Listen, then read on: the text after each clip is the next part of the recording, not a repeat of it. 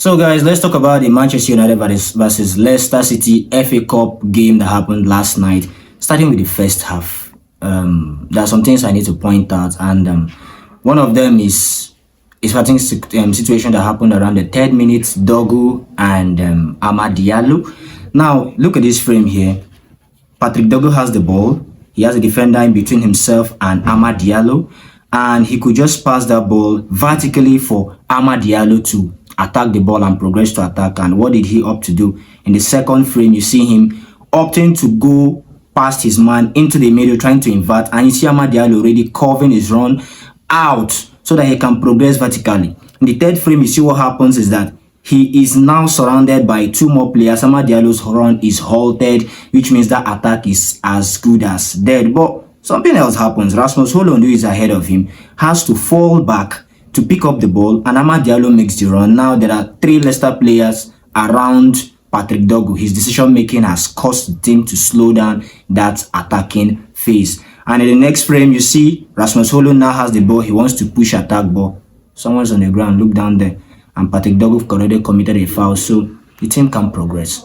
Now, this is just one of the things. The other one is the narrow press. Amorim reverted back to his 5-2-3 OOP for the Leicester game, and this is what happened.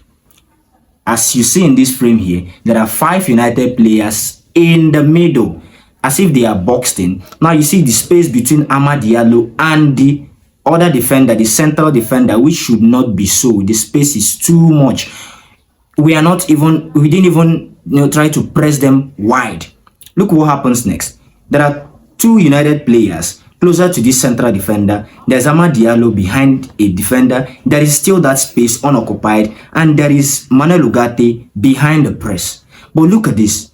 The central defender has enough space on either side to pass to either the fullback or the other center back. He has so much space, and you can see 3 players attacking just the central defender. Nobody is spread out wide. Kobe Meno, Rasmus Højlund, Amad Diallo, all in the middle in central positions, is boxing us in. Look at the second one.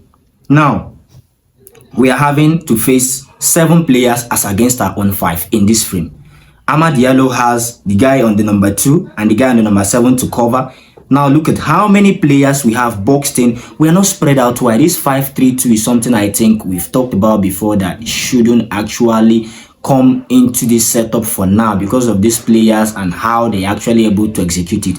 You see the next frame. These parts here, Leicester City are on the transition. Now you have 1, 2, 3, 4 United players around one player. You expect that they should apply pressure on this player and take the ball off him. But what happens in the next frame? Now observe. He turns around and there are still those 4 players looking at him, and his man is there making a move to receive the ball, and still those 4 players are looking at him. What happens is he passes the ball to his teammate, and look at it. 1, 2, 3, 4, 5, 6, 7 United players as against Leicester's 3 in a 7v3, and the players are just watching. So, there's a lot of things to talk about that first half. The first half was so bad. Leicester had their way. I think it was based on lack of pressure from the United players to, press these Leicester guys properly, apply pressure on them, as you can see in this frame. And you talk about these guys are just standing, as if they are watching a movie, as if they are not concerned. And you have 3 players as against 7. Now in the middle, you have just 1 player with Patrick Dogu there. The rest are overloading one particular side of the field, and you have 3 other Leicester players just free on their own. So if by any chance that guy had crossed from there, who knows what would have happened? Probably would have lost the first half by 2-0. Now let's look at another part.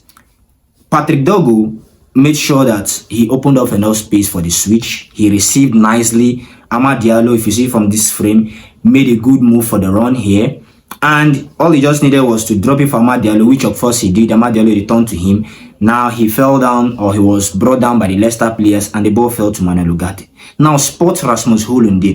This is the thing I've said about his positioning. Look at where he's standing. Look at the space, the circled space before him. Look at Amad Diallo free here. Ugarte could just give the ball to him. Rasmus Højlund could run into that center space there and be open for a cross. Manuel Ugarte already has 1 passing option here and this other crowd here. And what he did in this next frame is to still cross into that same box. Rasmus Højlund does not open to receive the pass. Amad Diallo has opened to receive the pass. Patrick Dogu is no more on the ground. He's now standing. He has a space in between 4 Leicester players to go into. And Lugate just crosses it into the crowd. And, well, Leicester clear the ball and they have the ball again. The next thing is underloaded press and getting bypassed easily. Now, look at this again.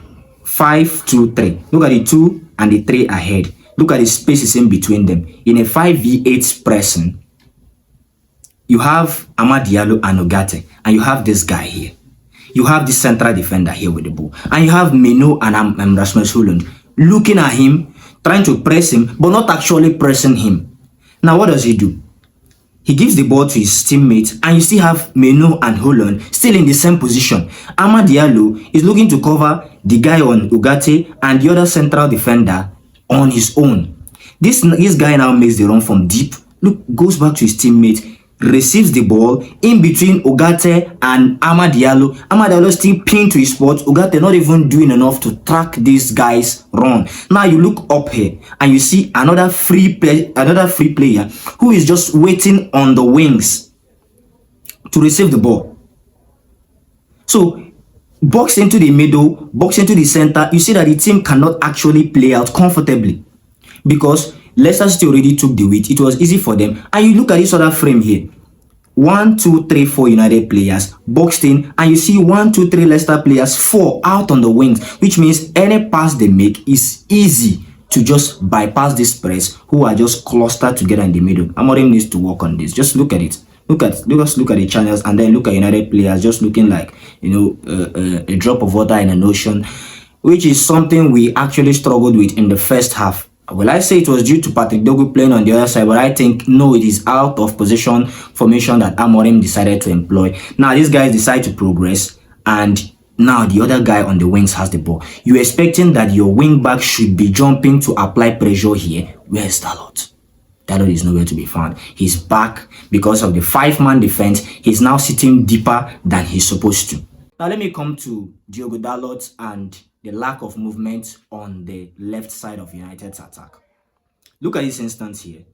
Mazraoui in the 14th minute gets the ball to Dalot. You have Meno here circled, who is actually free and can receive the ball. Now the ball comes to Dalot. He has 2 players on him. Kobbie Mainoo is making the run, which is just play the ball through the middle of these 2 guys and let Kobbie Mainoo make the run. There is Rasmus Højlund here who is free. If Kobbie Mainoo makes the run, this guy is going to be drawn out and Rasmus Højlund can easily be passed to. It could be a good goal scoring opportunity. But what happens? Dalot delays until the last minute and then the guy covers him and the ball goes out for a throw-in. Now, we have Dalot's issue again. We have another scenario with Diogo Dalot.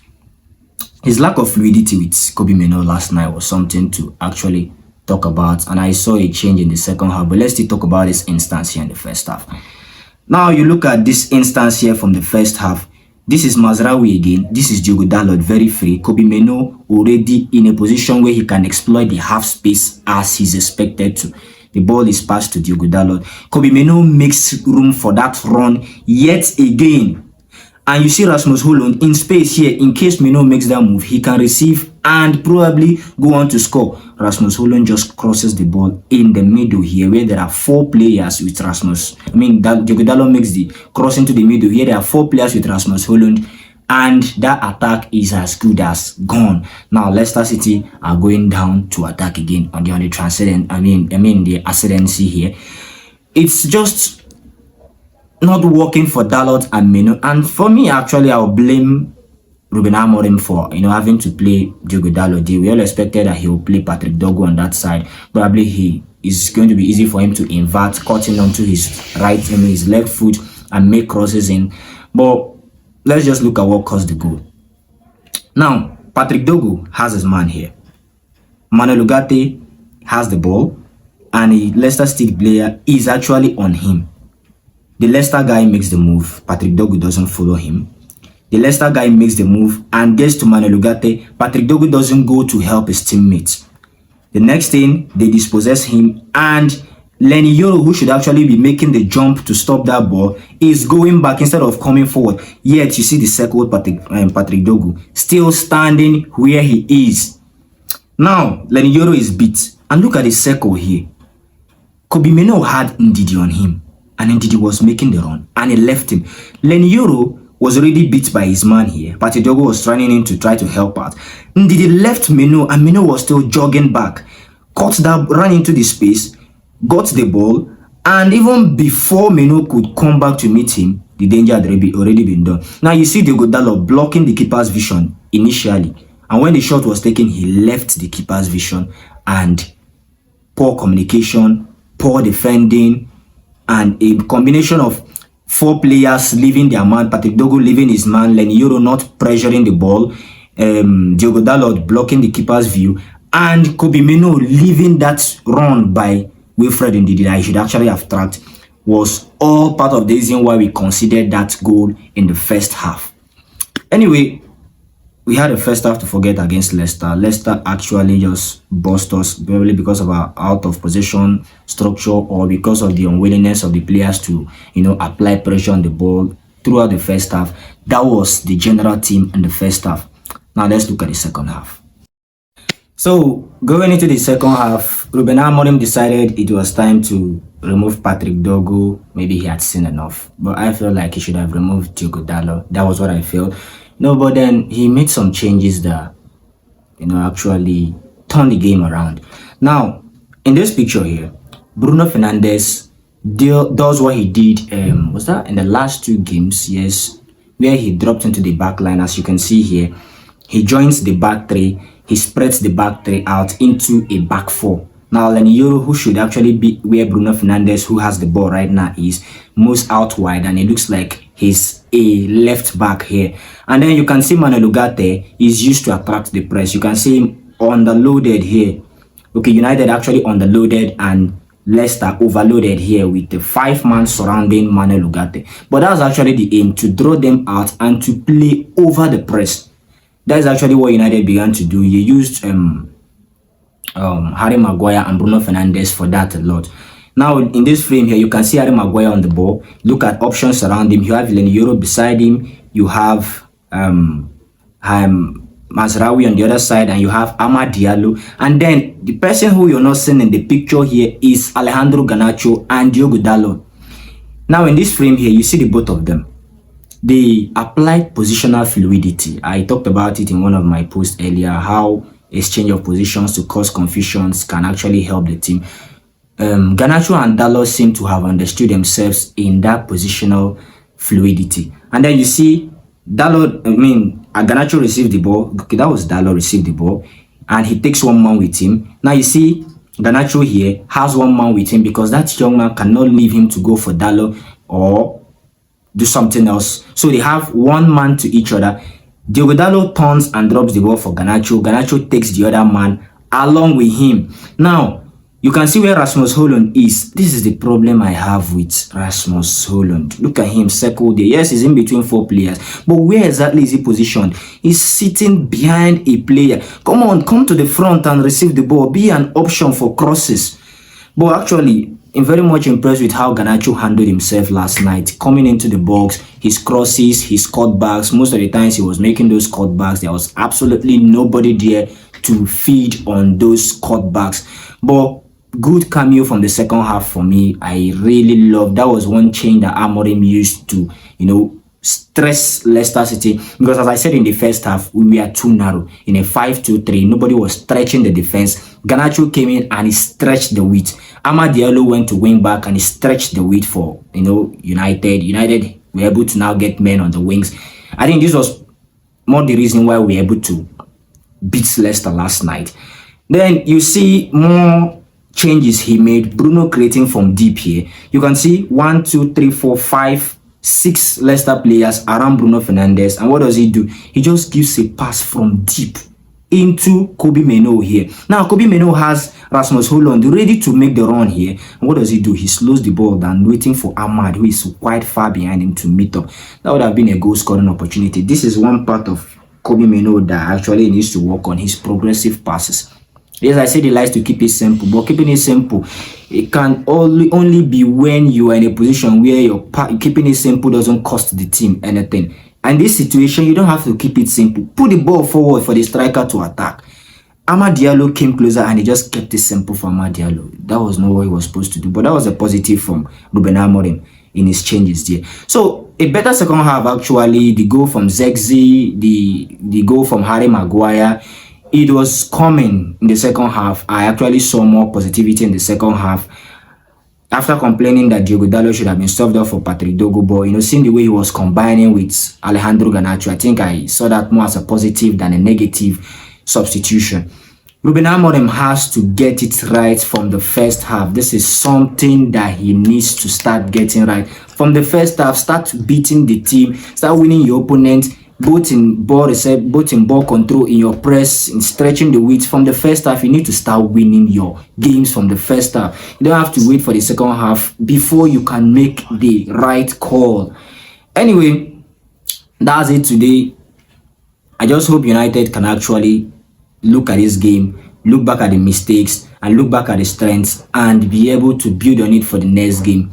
It's a work in progress. Ruben Amorim will always get better with this team as time goes on. But what else did you observe from the game? Who was your standout performer, and who was the worst performer for you on the night? Anyway, stay tuned till we see next time. Love you.